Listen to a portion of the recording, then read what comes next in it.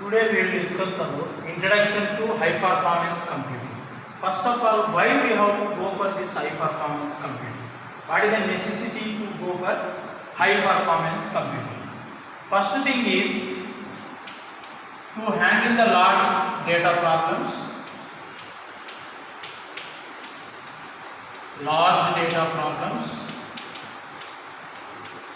And second one, to complete the task in a minimum amount of time. To complete task in a minimum amount of time.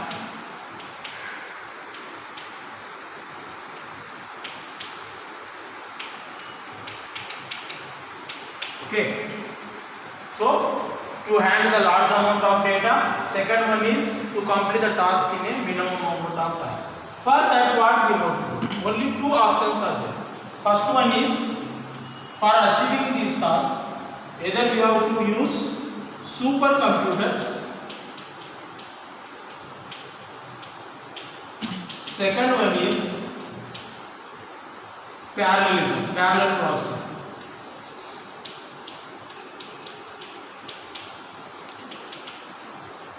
So there are two types of options. Use supercomputers and parallel processing. Supercomputer means what? We are connecting the different computers to making into single system, and whatever the problem is there, that we are splitting into multiple tasks and we are assigning to the computers. Then it can be solved parallelly and it can be achieved. So parallel processing, two types of parallel processing. One is parallelism in uniprocessing. Parallelism in uniprocessing system.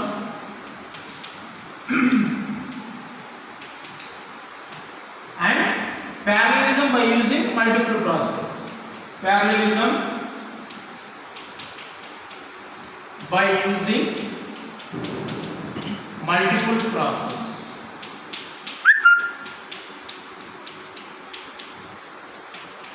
Okay.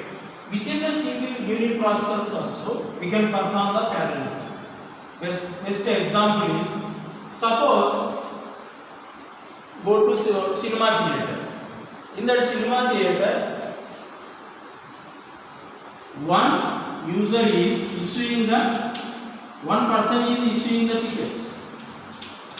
One person is issuing the tickets, and multiple people are collecting the tickets.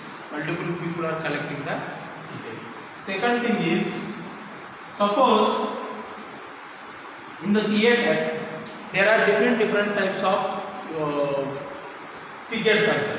First one is, suppose for example 100 rupees ticket is there, and 50 rupees ticket is there, and 25 rupees ticket is there. Okay, 100 rupees, 50 rupees and 25 rupees.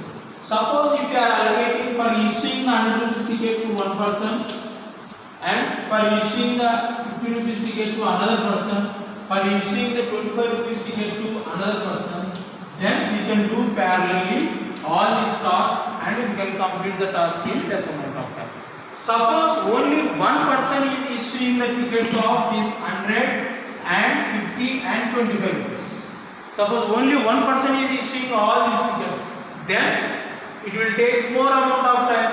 All group of people, 50 rupees people, 25 rupees people, 100 people are coming in single line, and one person is issuing, means it will take more amount of time. He is issuing 100 rupees ticket, 50 rupees ticket, that 25 rupees ticket. If you are doing these things parallelly, then crowd will be reduced as well as amount of time also is reduced. So that is the main thing. And parallelism by using multi-process. Best example is, you take, suppose marriage function is there. In marriage function, first issuing of cards is there. Second one is serving the food, preparing the food, another thing, and receiving the guest, another thing is there. Suppose only one person is taking care of all these activities, and for issuing the cards also it will take too much amount of time. If For issuing the cards also, if you are assigning 3 or 4 persons, then they will distribute the cards in less amount of time. Again for food, again we are allocating separate team, then they will take care and it will complete the task in less amount of time. Again for receiving the relatives, whoever is coming to the marriage function. So for those things also, if you are allocating some other people, then that will become easy and it will take less amount of time. So only one person is handling all these activities, then it will become a headache and also it will take more amount of time. So that is the main. Multiple process means multiple people we are allocating. Multiple process also we are allocating. So one more thing, here core is there. Dual core is there. Hexa core, octa core, all these things are there. So suppose dual core is there means many people are thinking that only 2 tasks can be handled. It is not correct. Even though dual core PC is there, we can perform parallelly Gmail, Facebook, Twitter, YouTube, and we can listen the music. All these things parallelly we can do. So if dual core is there means we can perform multiple activities. So core means it is just processing in just like hand. It is one hand. Core means just like one hand. Suppose dual core means 2 hands are there. 2 hands are there means it doesn't mean that only 2 tasks can be performed. 2 hands are there means suppose lady is there. If she want to cook, she can cook parallelly. She can carry the baby and parallelly she can watch the TV also. So all these 3 activities. Suppose if she get phone also, she can talk phone parallelly by cooking, by carrying the baby. So at a time, even the 2 hands are there, we can perform the multiple tasks. We can perform the multiple tasks. Dual core is there means it doesn't mean that we can perform only 2 tasks. We can perform n number of tasks. So only if we are increasing the core speed, more number of hands are there means so more speed. With the more speed we can perform the task. So if cores are increasing means speed will be increased. Speed will be increased. So and parallelism also, when we can apply the parallelism? When tasks are independent and problem is divisible, then only we can apply the parallelism. For example, x a equal to x plus y and b equal to a plus c. Suppose it is there. B equal to a plus c. Suppose if you want to exclude, if you want to compute the second statement, compulsory first we have to compute the first statement. Why? Because a value is used in the second statement. So it is B's second statement is depending upon first statement. Second statement is depending upon first we have to compute the a value. After getting the value of a value, then only we can go for computing the b value. Then we cannot do this process parallelly. So if the problem is divisible, then only we can split into multiple tasks and we can assign to the multiple process. So suppose a equal to x plus y and b equal to r plus s. Suppose it is there.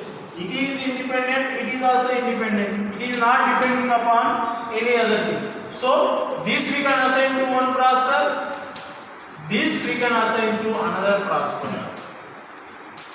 This we can assign to another processor. If the problem is independent, then we can assign to the another processor. For example, college information system is there. College information system. In college information system, students being there, student details we have to maintain, faculty wings are there, faculty details we have to maintain, office administration details we have to maintain. So student, for maintaining the student details we are allocating to some, that module we are allocating to some people, and faculty details module we are allocating to some other people, office administration details we are allocating to some other people. So this problem is divisible, that's why we are splitting into multiple group of people and finally we are combining together. Then you can achieve the task in less amount of time. So next thing is how we can measure the performance of a system. How we can measure the performance of a system. So formula for this one is FLOPS. For measuring any system performance, FLOPS, floating point operations per second. Floating point operations per second.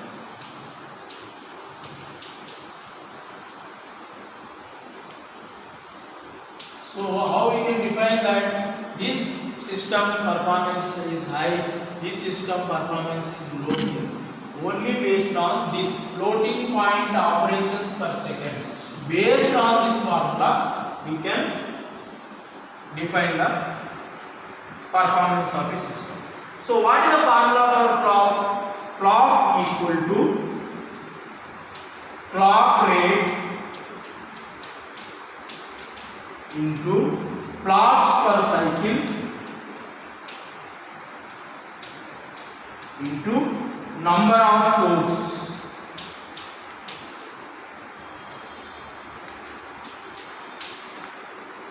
Okay. Suppose for example clock equal to clock rate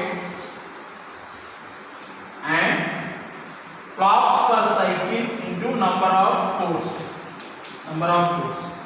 Suppose for example one microprocessor is executing 4 clocks per cycle. How many? 4 clocks per cycle on 2.5 gigahertz processor. That means 2.5 gigahertz processor means clock speed, clock rate. 2.5 gigahertz processor and cores, suppose number of cores are 1000 cores are there. 1000 cores are there. Suppose 1000 cores are there. Then what is the value? Clock rate is 2.5 gigahertz and clocks is 4 and here 1000. So here gigahertz no. So that's why we have to take 10 power 9 clocks into 1000 cores. Okay, 10 power 9. So 10 gigahertz. So 10 gigaclocks. 10 power 9 into 10 again. So 10 power 10. 10 power 10. That we can call it as 10 gigaclocks. 10 gigaclocks we can calculate. So like this we are measuring the clocks. Clocks means for what purpose we are using? For measuring the performance of a system. For measuring the performance of the system we are using clock. Clock means floating point operations per second. Floating point operations per second. Second thing is within the uniprocessor system also parallelism is there. Suppose single processor is there means it doesn't mean that only one task we can execute, but we can execute the multiple tasks. Suppose one large task is there that we are assigning to one processor. First we will complete. Only thing is first we will complete the first task. Then only we can go to next task. Then only we can go to next. Suppose doctor is there. Multiple patients are coming. First they will see one patient. So after completion of that patient, you will go to another patient. And next, after completion of another patient, again you will go to next patient. So he is handling multiple patients. Means he is handling the multiple cases, multiple processing techniques. But only one person is. So within the uniprocessor system also parallelism is there. Within the uniprocessor system also parallelism. And by using multiprocessing system also parallelism is there. So what is the difference between these two? Suppose one task is there. That task we are dividing into, suppose task 1, task 2, task 3, task 4, task 5 like that.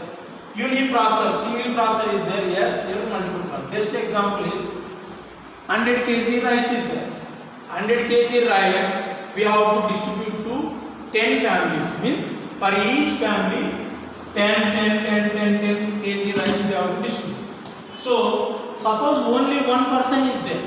Only one person is there. First he will go to first family he will distribute the 10 kg rice, then again he will go to second family, next he will go to third family, fourth family, fifth family, sixth family, like that 10 families we are distributing. It will take lot of amount of time, it will take more amount of time. Suppose 10 people are there, so first one person we are sending to first family, second person we are sending to second family, third person we are sending to third family, like that 10 people we are distributing at a time. So they will go to 10 families at a time and they will complete the task in a less amount of time.